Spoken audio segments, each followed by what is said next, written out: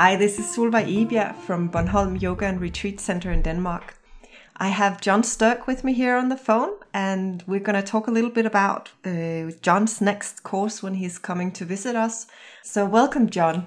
Would you tell us a bit about what we're going to be diving into this summer? I'm extremely interested as an osteopath and a yoga teacher, like many of us are, in the spine and how the spine has evolved, and the fact that it's designed in four opposing curves. You know, it's shaped in a wave. It is wave-like in nature. It's as if this wave has become frozen for one reason or another. People find it very difficult to feel their spines. And when they do, it's a revelation. And they feel they've got into some extraordinary deep place when their spine moves. So there's a poor awareness of the spine. And the spine is a very good example of our primal nature. It's reptilian. You can move it by moving the pelvis and the hips, or by moving the shoulders. So you can move the spine in conjunction with the limbs and in conjunction with the pelvis, the pelvic girdle and the shoulder girdle, or even the head. You can start waving your head around and that will get the neck going, which will get everything lower down going. That's kind of an imposition from the outside, and it is wonderful, but that's kind of very helpful. But that's a kind of imposition. We're doing something externally with an idea of moving the spine. Going even deeper than that, when you start getting into the breathing more deeply and start taking the mind, without hardly moving, just setting it up. Once we start to respond to gravity, the pull of the earth, and the breathing in a certain way, the spine starts to move by itself. And strange to say that, but it actually does. And it's very small, it's very slight in the beginning, but it's a glimmer of light into our primal nature. Once upon a time, the spine did move in response to its environment, it seems to me. And that was before the cortex had developed. That was before we knew we were responding. So that's what my interest is. It's all to do with sinking beneath our conditioning and our habit, which is what yoga, the remit of yoga basically is. And to discover what lies beneath, basically.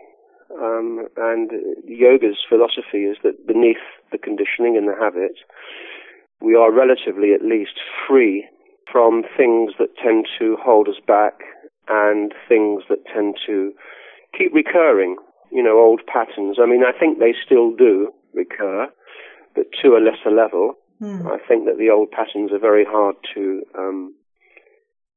if you like, dissolve completely. It does take a lot of work. But also, some of the old patterns are not bad patterns. We have positive patterns as well as if you like, more negative patterns. The idea of traditional and classical yoga would be to wipe the slate relatively clean, completely. So in the process of, if you like, dissolving our negative conditioning, we may also deal with our relationship to things like happiness and excitement and joy and all the rest of it. So one isn't affected by anything. Without getting too much into that, to go back primally to how we were, that's how I see the primal self, as a self that is free from the constraints of culture and society and family and parenting and personal history, but also with the knowledge that we do have, which is also good. So we have the cortex. So I think this thing that I'm using, this focus, which is called the primal body, or primal body, primal self, I mean, we're not fish. We're not primitive creatures anymore. We have evolved. We are much more sophisticated than we ever were, for better or worse, and I like to think for better. But it's how we use it. Touching evolutionary base, if you like. Coming back to those sensations where the body begins to take over from a deeper place. The spine will move with a little bit of work. It will move by itself. And because of its shape, it will move in a wave-like fashion. And it seems to me that this wave-like fashion, at least for moments, tends to clear, this. So one's not trying to get into a meditative state. No. One's not applying techniques that put one into a different state of mind or a different way of being, but one is rather allowing oneself and inviting oneself to be taken over by physiological activity that has been there, since the beginning. And also we're conscious of it, because of the cortex. But just allowing that to take over. But in the actual process of the experience, it's entirely experiential. And the deeper the experience is, the less the mind is inclined to want to own it, to want to keep it, which is, and that's where the healing is. When the mind lets go of itself for a while. But of course, obviously, there is still consciousness there. There's a different kind of consciousness there. So that's where we're going with this. And we have these experiences where it becomes even clearer that body and mind are inseparable. So every thought is felt by the body, and every physiological event is known not by the mind, because not everything comes into consciousness, but at least by the brain, parts of the brain and parts of the central nervous system.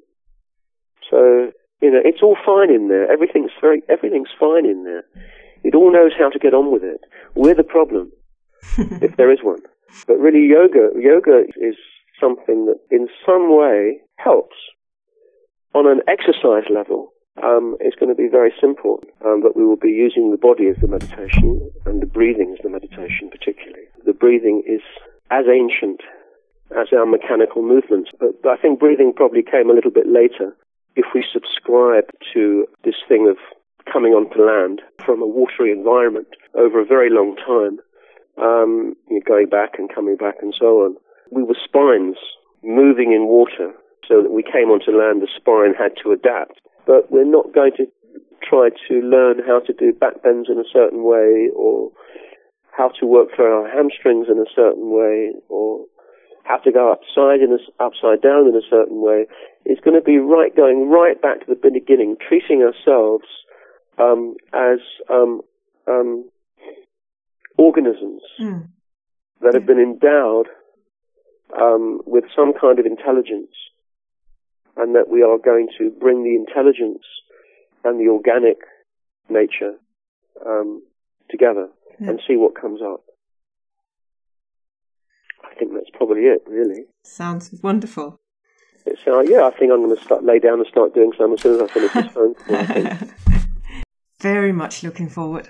Yeah, me too. It's such a lovely spot you have there, the two of you, on the island. It always works. The workshops are always very, very profound. Yeah.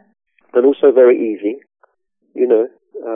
It's a very nice place to be able to relax and let go and find those parts of ourselves, or revisit those parts of ourselves that perhaps need to be revealed again, and to have the time to do it. That's why it's so nice to do a few days. Yeah. Thank you very much, John. Thank you very much. Lots of love. Bye, John. See you. Bye.